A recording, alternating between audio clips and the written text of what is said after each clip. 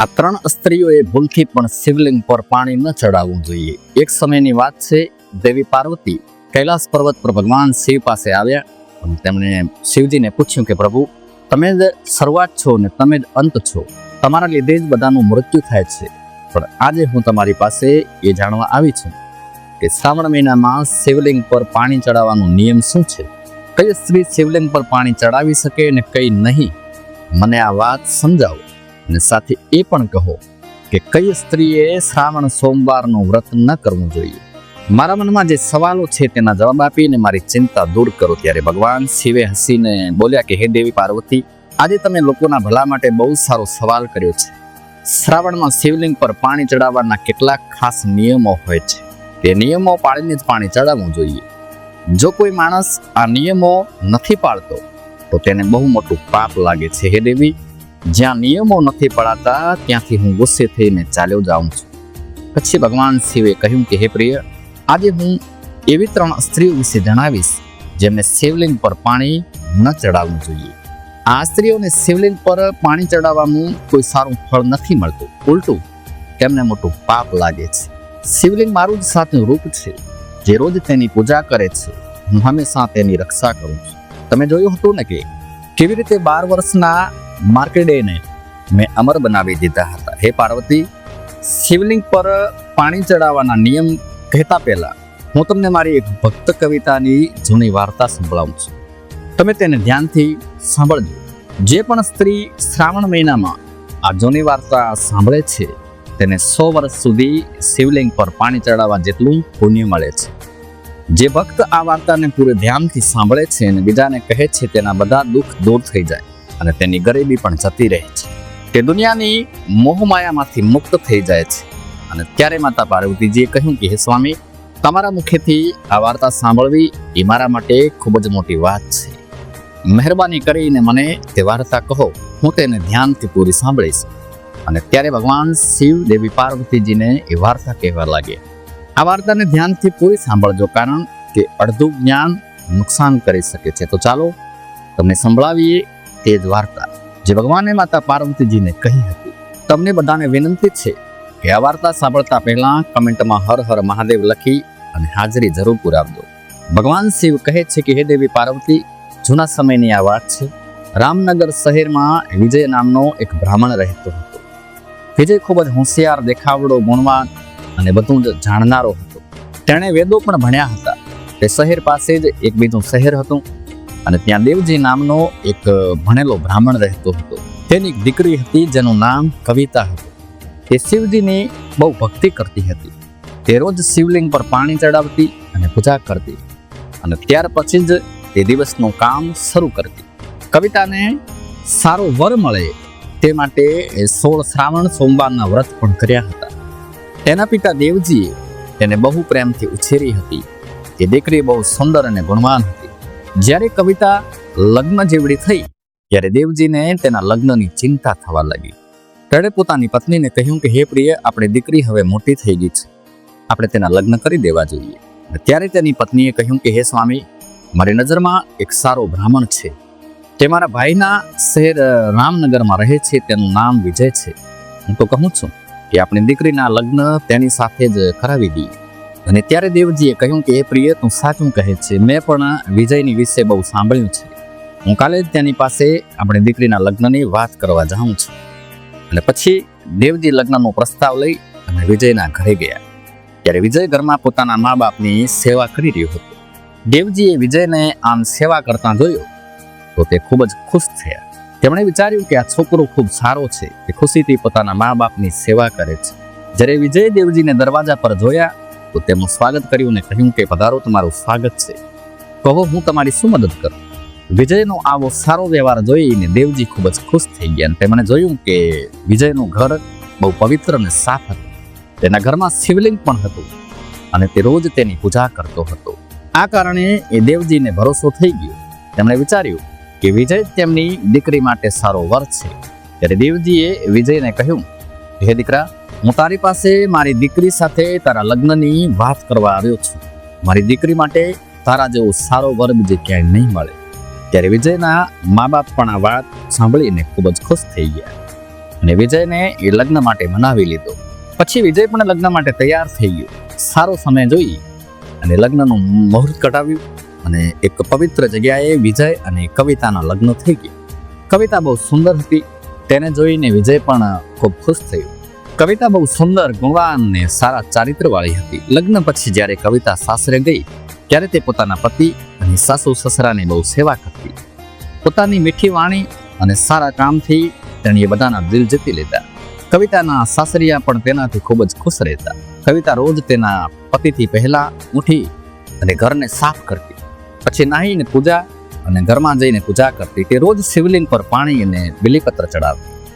દિવસભર તે ઘરના બધા કામ કરી અને પરિવારના લોકોને ખુશ રાખતી. રાત્રે તે પતિના પગ દબાવતી અને તેના સૂઈ ગયા પછી જ તે સૂતી. કવિતા એક પતિવ્રતા સ્ત્રી હતી. તે પોતાના પતિને જ ભગવાન માનતી હતી.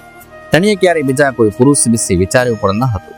તે સાચું બોલતી અને ધર્મના કામ જ કરતી. તે બહુ પવિત્ર સ્ત્રી હતી. તેણીએ ક્યારેય કોઈ ખરાબ કામ નહોતું કર્યું. કવિતાનો આવો સારો સ્વભાવ જોઈ અને મા લક્ષ્મી પણ તેના પર ખુશ હતા. મા લક્ષ્મી પોતે તેના ઘરમાં રહેવા લાગ્યા. તેનાથી કવિતાના જીવનમાં સુખ અને ધન ખૂબ જ વધી ગયા. પછી ભગવાન શિવે કહ્યું કે હે દેવી પાર્વતી, પૈસાની દેવી લક્ષ્મી એવી સ્ત્રીઓ પર ખુશ રહે છે જે પતિવ્રતા હોય અને સાચું બોલે. કવિતામાં એવા બધા જ સારા ગુણ હતા. પણ હું તને જણાવીશ કે કવિતાની એક ભૂલના કારણે તેનો આખો પરિવાર દુઃખી થઈ ગયો.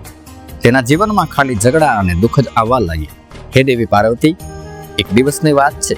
બીજા દિવસે એ શ્રાવણ મહિનો શરૂ થવાનો હતો અને તે દિવસે અમાવસ પણ હતી. કવિતાએ બપોરે જમવામાં શાક અને ભાત બનાવ્યા હતા. તેણીએ શાકમાં ખૂબ જ ડુંગળી અને બીજા શાકભાજી નાખ્યા હતા. તેણીએ દહીં અને સિંધવ મીઠું પણ નાખ્યું હતું. કવિતા અને તેનો પતિ સાંજે જમીને સૂઈ ગયા. પણ શાક ખૂબ સ્વાદિષ્ટ બન્યું હતું એટલે થોડું બચી ગયું. બીજી સવારે વિજય અને કવિતા વહેલા ઉઠ્યા. તેમને રાતનું શાક ખૂબ ભાવ્યું એટલે તે બંને સવારે તે શાક ખાઈ લીધું. અને એવું કહેવાય છે કે ડુંગળી વધારે ખાઈએ તો મનમાં ખરાબ વિચારો આવે છે. એ બંને સાથે પણ એવું જ થયું. કવિતાનો પતિ સવારે નાહીને આવ્યો. તેના મનમાં કામ વાસના જાગી. તે કવિતા પાસે આવ્યો અને તેની સાથે શારીરિક સંબંધ બાંધ્યો અને તેનાથી એ કવિતાનું શરીર અપવિત્ર થઈ ગયું. પણ કવિતાના મનમાં પણ તે સમયે એ કામના વિચારો હતા એટલે તે પોતાના એ રોજના નિયમને ભૂલી ગઈ અને તેણે પતિ સાથે સંબંધ બાંધ્યા પછી એ નાયા વગર જ શિવલિંગને અડી લીધું અને પાણી ચડાવી દીધું. તેનાથી કવિતાના શરીરમાં ખરાબ મોહ આવી ગયો અને આ અપવિત્ર કામ જોઈ અને શિવજી ગુસ્સે થઈને ત્યાંથી ચાલ્યા ગયા. ત્યારથી કવિતાના શરીરમાં રહેલા મોહે તેને ધર્મના કામોથી દૂર કરી દીધી. તેણીએ પોતાના બધા વ્રતના પુણ્ય નષ્ટ કરી દીધા. તે બંને ભૂલથી લસણ ડુંગળી ખાધા હતા અને સોમવારના વ્રતમાં મીઠું પણ ખાધું હતું એટલે તેનું વ્રત પણ તૂટી ગયું. અને વ્રત કરવાથી પુણ્ય મળે છે, પણ કવિતા ખરાબ કામ કરીને પાપને ભાગીદાર બની રહી હતી. મોહને કારણે તેની બુદ્ધિ બગડી ગઈ. તેની ખરાબ અસર તેના પતિ પર પણ પડી. તે પણ હંમેશા એ કામ વાસનામાં ડૂબેલો રહેતો. પછી એક દિવસ કવિતાના પતિએ બધી હદ પાર કરી દીધી. તેણે કવિતાના માસિકના દિવસોમાં જ તેની સાથે સંબંધ બાંધ્યો. તેનાથી કવિતાના શરીરમાં રહેલું બ્રહ્મહત્યાનું મોટું પાપ તેના પતિના શરીરમાં આવી ગયું. પછી ભગવાન શિવે કહ્યું કે હે દેવી સાંભળો, જ્યારે કોઈ સ્ત્રીને માસિક આવે ત્યારે તેના શરીરમાં 3 દિવસ માટે એક મોટું પાપ રહે છે. આ પાપ બ્રહ્માજીએ ઇન્દ્રના શરીરમાંથી કાઢ્યું હતું. તેમણે તે પાપને ઝાડ, પાણી, આગ અને સ્ત્રીઓને આપ્યું હતું અને ત્યારથી જ માસિકના દિવસોમાં સ્ત્રીના શરીરમાં તે પાપ રહે છે. જે પણ પુરુષ એ દિવસોમાં સ્ત્રીને અડે છે કે તેની સાથે સંબંધ બાંધે છે તો તે પાપ તેના શરીરમાં આવી જાય છે. અને તે જ મોટું પાપ એ કવિતાના પતિના શરીરમાં આવી ગયું. તે જમીન પર પડી ગયું. તેને તરત જ એ કોઢનો રોગ થઈ ગયો. તેના શરીરના અંગો બળવા લાગ્યા અને ફોડલા પડી ગયા. તેના આખા શરીરમાંથી લોહી અને પરુની ગંધ આવવા લાગી. તે દુઃખથી બૂમો પાડવા લાગી કે હાય, મારાથી આ શું થઈ ગયું? મેં કેવું ભયંકર પાપ કર્યું છે. બધું જાણવા છતાં મેં મોટું પાપ કર્યું. હે ભોલેનાથ, હવે મને કોણ બચાવશે? ત્યારે કવિતાની સાસુ ત્યાં આવી. તેણે જોયું કે તેનો દીકરો કોઢના રોગથી જમીન પર પડ્યો છે. તે ગુસ્સામાં આવીને કવિતાને કહેવા લાગી કે અરે ખરાબ સ્ત્રી પાપણી, તે આ શું કર્યું? તે પોતાના જ પતિનો ધર્મ બગાડ્યો. તે તેની સાથે માસિકના દિવસોમાં સંબંધ કેમ બાંધ્યો? પોતાના પતિની આવી હાલત જોઈને કવિતા ખૂબ ગભરાઈ ગઈ. તે જોર જોરથી રડવા લાગી અને કહ્યું કે સાસુમાં, મને માફ કરો, મારાથી બહુ મોટી ભૂલ થઈ ગઈ છે, કામને કારણે મારાથી આ ભૂલ થઈ ગઈ. ત્યારે કવિતાની સાસુએ કહ્યું કે હે પાપણે, તું આ ઘરમાંથી હમણાં જ નીકળી જા. તારા જેવી ખરાબ સ્ત્રીને આ ઘરમાં ન રહેવાય. તે મારા દીકરાનું જીવન નરક બનાવી દીધું છે. ખબર નહીં હજી આગળ શું કરીશ. કવિતા કહે છે કે સાસુમાં, હું ક્યાં જઈશ? મારા પતિ સિવાય મારું કોઈ નથી. હું તેમને છોડી અને જીવી નહીં શકું. તું ગમે ત્યાં જઈને મરી જા, પણ હવે તું આ ઘરમાં નહીં રહી શકે. એમ કહીને કવિતાની સાસુએ તેના ધક્કા મારી અને ઘરમાંથી કાઢી મૂકી. પછી કવિતા દુઃખી થઈ અને ઘરમાંથી નીકળી ગઈ. તે પોતાની ભૂલ પર બહુ પસ્તાવો થતો હતો. તેને કંઈ સમજાતું ન હતું કે તે શું કરે. ત્યારે કવિતા ચાલતા ચાલતા એક જંગલમાં ગઈ અને જંગલમાં એક શિવજીનો મઠ હતો. તે મદદ માંગવા તે મઠ પર ગઈ, પણ ત્યાં કોઈ હતું નહીં. કવિતા તે મઠમાં જઈને બેસી ગઈ અને પોતાની ભૂલ વિશે વિચારીને દુઃખી થવા લાગી. અને થોડા સમય પછી એક સાધુ તે મઠ પર આવ્યા અને તે મઠના પૂજારી હતા. જ્યારે તેમણે એક સ્ત્રીને એ મઠ પર દુઃખી બેઠેલી જોઈ તો તેમને નવાઈ લાગી. તે પાસે જઈને પૂછવા લાગ્યા કે હે દીકરી, તું કોણ છે અને અહીં એકલી કેમ બેઠી છે? તારા દુઃખનું શું કારણ છે? જો કોઈ છુપી વાત ન હોય તો મને જરૂર કહે. કદાચ હું તારી કોઈ મદદ કરી શકું. ત્યારે કવિતા કહે છે કે હે મુનિવર, મારું નામ કવિતા છે. મારાથી બહુ મોટું પાપ થઈ ગયું હતું, એટલે હું મારા પરિવારથી અલગ થઈને આવી છું. ત્યારે સાધુ કહે છે કે દેવી, આ શું કહે છે? તે કયું પાપ કર્યું છે? મને બધું કહી જણાવ. હું તારી મદદ કરવાનો પ્રયત્ન જરૂર કરીશ. અને કવિતા કહે છે કે હે મુનિવર, મારાથી બહુ મોટું પાપ થઈ ગયું છે. માસિકના દિવસોમાં મેં મારા પતિ સાથે સંબંધ બાંધ્યો હતો, એટલે મારા પતિને એક કોઢનો રોગ થઈ ગયો છે અને તે બહુ દુઃખી છે. પછી સાધુ કહે છે કે દીકરી, તો ચિંતા ન કર. તારાથી જે ભૂલ થઈ છે તેનો પસ્તાવો કર અને પાપમાંથી છુટકારો જરૂર મળશે. તું આ મઠમાં રહીને ભગવાન શિવની પૂજા કર. શિવલિંગ પર રોજ પાણી ચડાવ, બીલીપત્ર ચડાવ. એ જ તો આખી દુનિયાના પિતા છે. જે પણ તેમની શરણમાં આવે છે તેનું ભલું જરૂર થાય છે અને તારો પતિ પણ જલ્દી સારો થઈ જશે. પછી કવિતા ત્યાં જ શિવ મઠમાં રહીને ભગવાન શિવની રોજ પૂજા કરવા લાગી. તે રોજ નાહી અને બ્રહ્મચર્ય પાળીને શિવલિંગ પર પાણી ચડાવતી અને બીલીપત્ર ચડાવતી. તેની સાથે તે ભગવાન શિવને મીઠાઈનો ભોગ લગાવતી અને મઠમાં રહેલી ગાયોને ઘાસ ખવડાવતી. તે તેમની સેવા કરતી. તે દિવસભર મંદિરમાં શિવજીની મૂર્તિ સામે બેસીને ભક્તિ કરતી અને ફરીથી પોતાના પતિના સારા માટે 16 સોમવારનું વ્રત પણ કરતી. આમ 1 વર્ષ પસાર થઈ ગયું, પણ ભગવાન શિવ તેની પરીક્ષા લઈ રહ્યા હતા.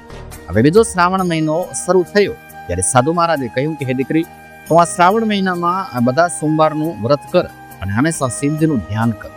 યાદ રાખજે કે કોઈ ભૂલ ન થાય. હવે હું તને એ શ્રાવણ સોમવારના વ્રત વિશે બધું કહું છું, તું ધ્યાનથી સાંભળ. કોઈ પણ સ્ત્રી કે પુરુષે શ્રાવણ મહિનામાં તામસિક વસ્તુઓ ન ખાવી જોઈએ.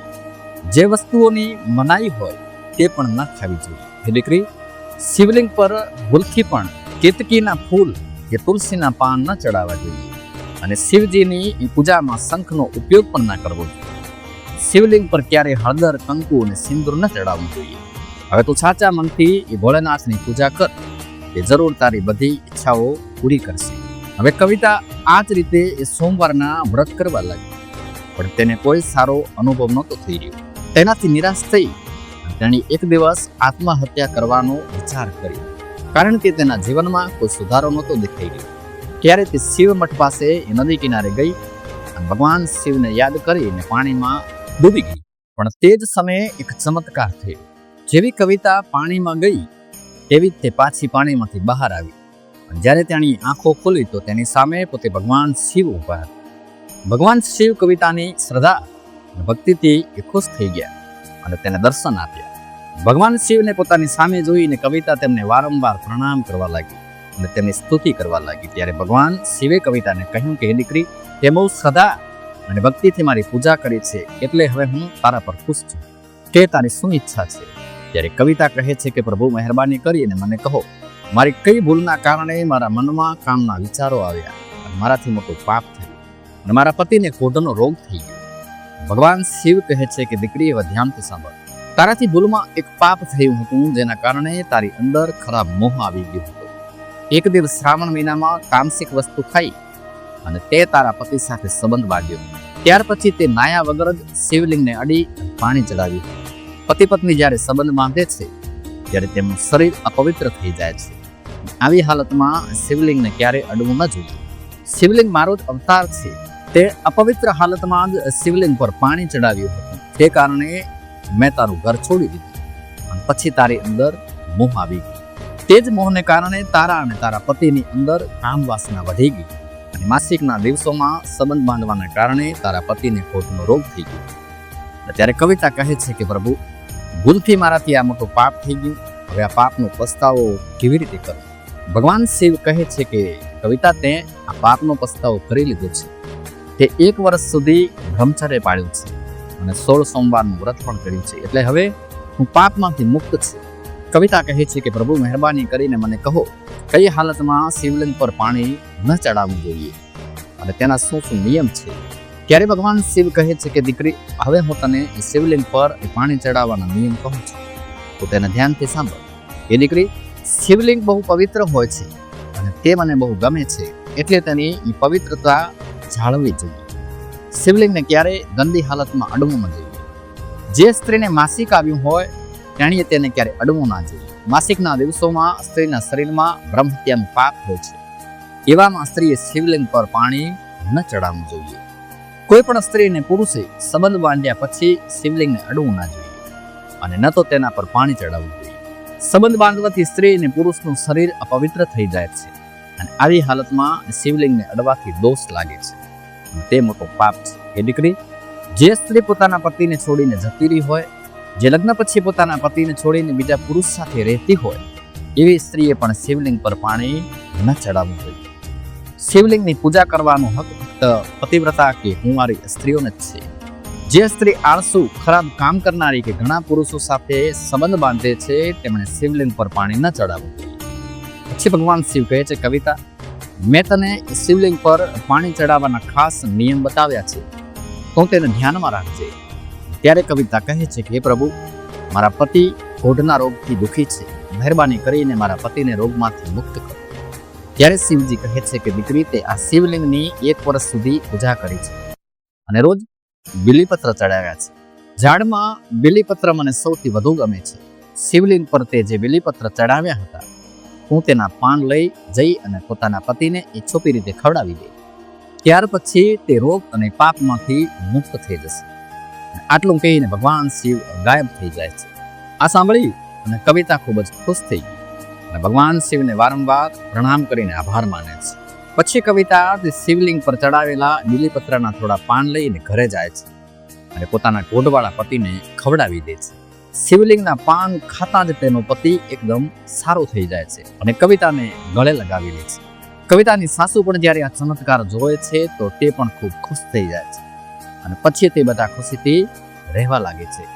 પ્રિય મિત્રો, ભગવાન શિવ કહે છે કે હે દેવી પાર્વતી, એટલે જે આ હાલતોમાં સ્ત્રીઓએ શિવલિંગ પર પાણી ન ચડાવવું જોઈએ અને ન તો શિવલિંગને અડવું જોઈએ, નહીં તો તેના ખરાબ પરિણામ ભોગવવા પડે છે, જેવું કવિતા સાથે થયું. પ્રિય મિત્રો, હવે આપણે જાણીએ શિવલિંગ સાથે જોડાયેલા કેટલાક ખાસ નિયમ.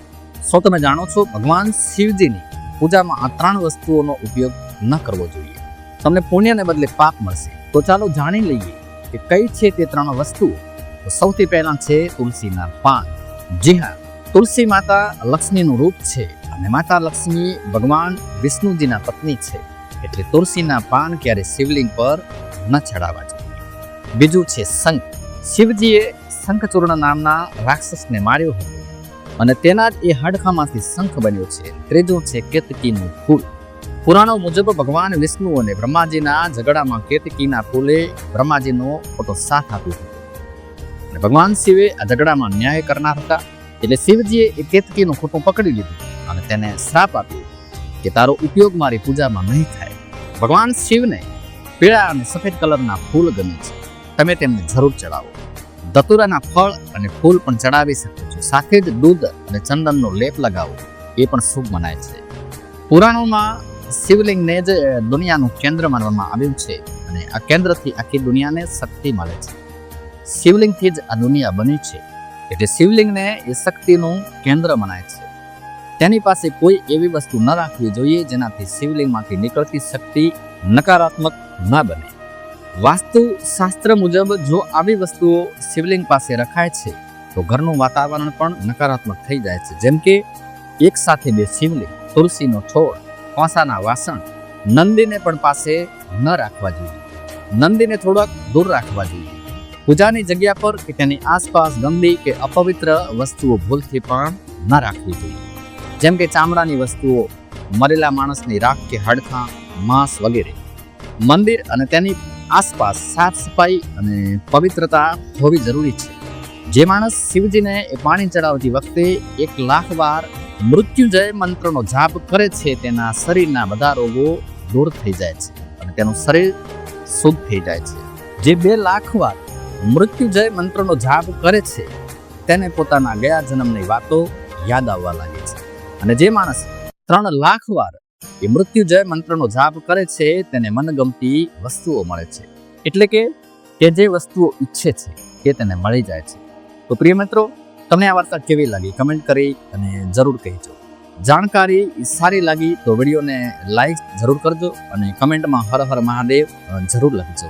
સાથે જ ચેનલને સબસ્ક્રાઈબ કરી લેજો. આવી જ રસપ્રદ ધાર્મિક વાર્તાઓ માટે અમારી સાથે જોડાયેલા રહો. મળીશું પછી એક નવી વાર્તા સાથે. ત્યાં સુધી જય શ્રી કૃષ્ણ, રાધે રાધે, હર હર મહાદેવ.